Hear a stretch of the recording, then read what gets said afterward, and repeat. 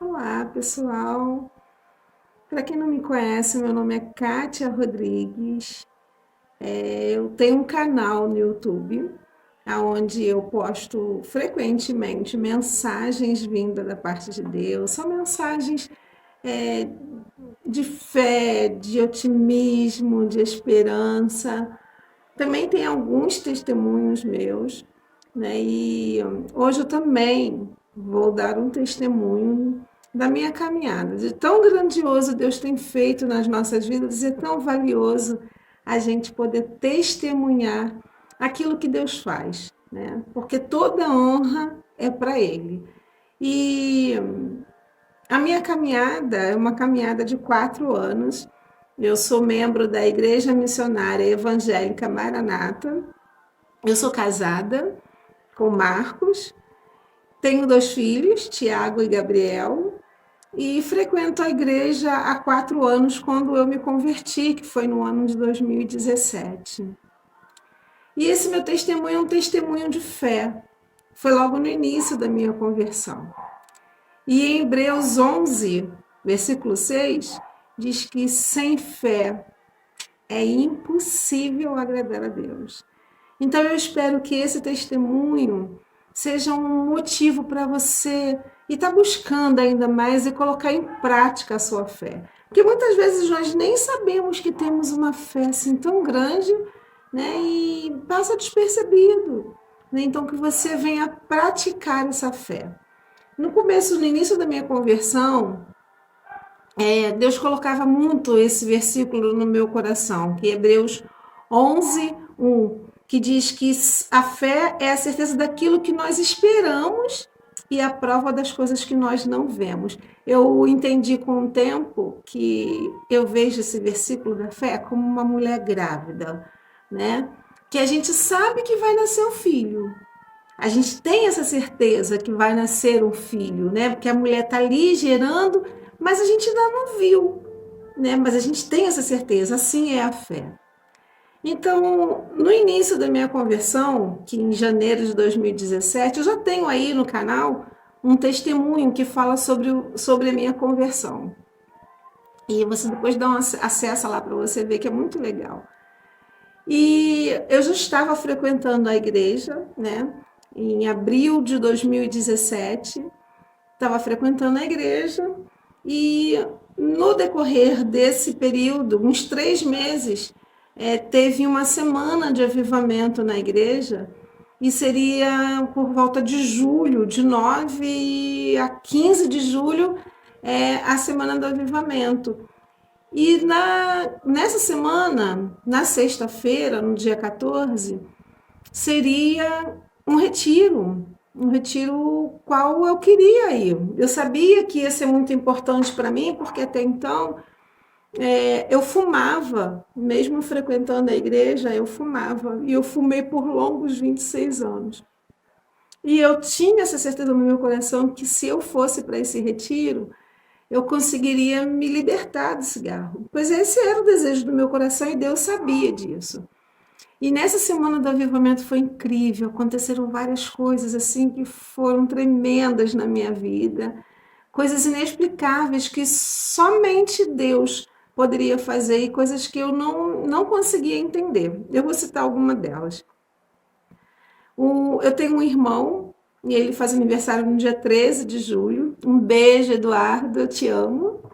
É, Ele faz aniversário no dia 13 de julho, né? Então, assim, eu todos os anos a gente se cumprimenta no passar de meia-noite, a gente já está se cumprimentando.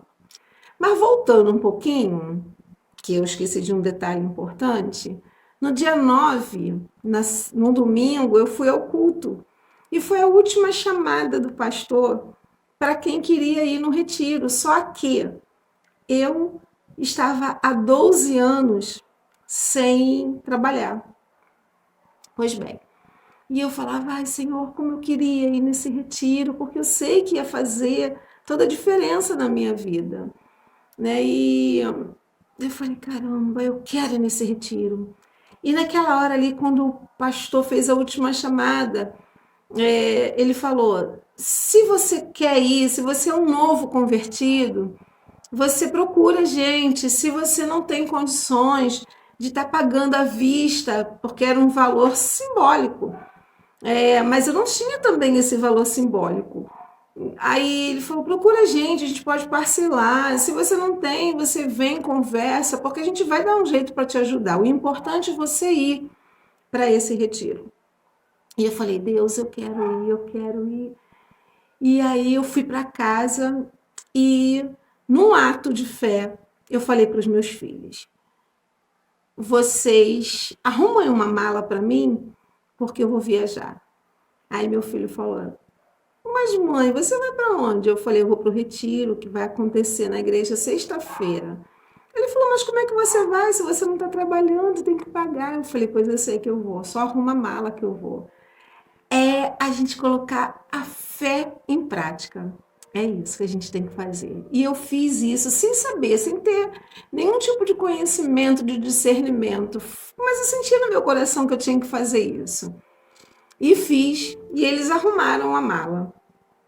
E o meu filho mais novo falou: mãe, eu posso te dar um dinheiro, eu posso arrumar uma quantia mínima para você. Eu falei: tá bom, então me arruma essa quantia mínima. E aí ele conseguiu para mim. Quando foi na terça-feira, eu fui ao culto. E aí eu fui toda assim ansiosa, né? Porque eu falei: ai, Jesus, eu preciso arrumar a última vaga. Tem que ter uma vaga para mim. E aí, quando eu cheguei para falar com o pastor no final do culto, ele falou: Kátia, ainda tem vaga sim. Eu falei: ai, que bom, pastor, eu quero ir, tá. Aí eu fui e fiz a inscrição. Falei: pastor, mas eu só tenho esse dinheiro. Ele: não tem problema, Kátia, você pode ir com essa quantia, não tem problema. Gente, pense, uma quantia mínima do mínimo. Se era uma quantia dividida em 3 vezes, eu dei uma vez, vamos supor, né? Então, assim, não era nada de muita coisa, era pouquíssima coisa que eu dei. E aí eu fui para casa eufórica, né? Na certeza de que já estava tudo certo. Eu falei: Jesus, eu vou para o retiro. Eu sabia que eu ia para o retiro. Mas e aí? Como é que eu vou? Como que eu vou para o retiro? Porque se fosse para pagar ônibus, eu não teria mais dinheiro para pagar ônibus. E lembra que eu falei que eu fiquei 12 anos sem trabalhar? Nessa época, os meus filhos já eram adultos, né? O meu filho mais velho tem 32 anos, o meu filho mais novo tem 26. Eles já eram adultos e também estavam desempregados, os dois. Aliás, nós três estávamos desempregados. E aí eu fui arrumando a mala, fui separando minhas coisas e na certeza de que estaria tudo certo. Eu fui ao culto na quinta, no dia 12, no dia 13 foi aniversário do meu irmão. E a gente tem esse hábito, voltando lá, lembra que no comecinho eu meio que esqueci desse detalhe? Então era aniversário do meu irmão no dia 13. No dia 12, eu fui para a casa do meu irmão para poder passar ali a meia-noite com ele e já ser a primeira a parabenizá-lo. E chegando no meu irmão, o meu irmão dividiu tudo que ele tinha comigo. E eu fui toda boba para falar para ele que eu ia para o retiro, porque eu tinha conseguido, né, um dinheiro para poder ir para o retiro, que eu ia ficar liberta do cigarro. E a gente ficou conversando, né, e fui falar para ele da minha situação financeira, como é que ainda estava. E ele falou: mas como é que você conseguiu? Eu contei todos os detalhes, né? E ali ele foi vendo, né, claramente que não poderia ser outra coisa a não ser Deus aí provendo todas as coisas. Gente, quando eu saí dali da casa do meu irmão, o meu irmão, com o pouco também que ele tinha, ele me deu um pouquinho de coisas, de comida, assim, que ele tinha, porque até então a igreja, ela estava me ajudando com cesta básicas. Mas às vezes precisa de um complemento, e eu não tinha carne, não tinha ovo, não tinha nada disso. Pois o meu irmão dividiu tudo que ele tinha comigo. Eu não lembro exatamente agora, assim, tudo que ele tinha, mas se ele tinha uma dúzia de salsicha, ele ficou com 6 e me deu 6. Se ele tinha 6 ovos, ele me deu 3 e ficou com 3. E assim ele fez. E eu fui para casa toda feliz, porque meu irmão tinha dividido aquilo comigo, o alimento que ele tinha. Eu fui a primeira a prestigiar ele, dando parabéns a ele. Isso era numa quarta-feira. Quando chegou na quinta-feira, no dia do aniversário dele, no dia 13, eu já estava toda animada, né, entusiasmada, porque, ai, Jesus, chega logo sexta-feira. E acordei 7 horas da manhã. Acordei? Não. Fui acordada 7 horas da manhã e bateram na porta. E era o pai dos meus filhos. Ele não sabia de nada, né? Porque, assim, como os meus filhos já eram adultos, são adultos, e a gente estava desempregado, mas eu estava sendo assistida pela igreja, ele não sabia, assim, das condições que a gente estava vivendo, porque eu não falava nada. Eu criei meus filhos sozinha. E aí ele bateu na porta de casa. E simplesmente, acredite, com 5 bolsas de mercado. 5 bolsas de mercado. Só de carne. Não tinha nada mais, nada menos do que carne. Eu falei, Jesus, o que está acontecendo? Sabe você ser surpreendido assim de manhã? E aí Deus me trouxe a memória e falou algo no meu coração que naquela época eu estava recém-convertida, eu não entendia nada. Hoje eu sei que é o Espírito Santo de Deus, hoje eu sei que foi a voz de Deus e falava para mim: eu te dou aquilo que você necessita, não aquilo que você quer. E sabe, desde aquele dia em diante, eu larguei todos os meus anseios, todas as minhas preocupações nas mãos do Senhor. Na certeza, lembra? Ter fé é ter certeza. Na certeza de que Deus é que provê todas as coisas. E pois assim ele fez. E eu peguei um cara daquelas coisas também, dividi com meu irmão. E na sexta-feira na quinta-feira eu fui para o culto.